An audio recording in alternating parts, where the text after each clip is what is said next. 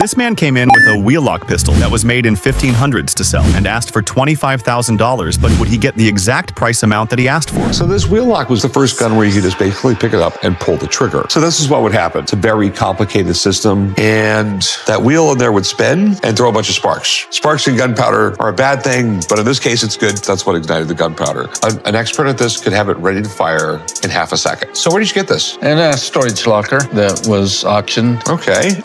This thing is pretty incredible, but overall, it's an amazing condition. I mean, this was most likely owned by a very wealthy individual. Did you want to sell it? Yeah, wanted to ask $25,000. Okay, I know it's worth a lot of money. I don't think $25,000 is completely out of the question. I'd go $18,000. Probably go down 23. I'll give you $20,000 for the gun. I think that's fair for both of us. That would work.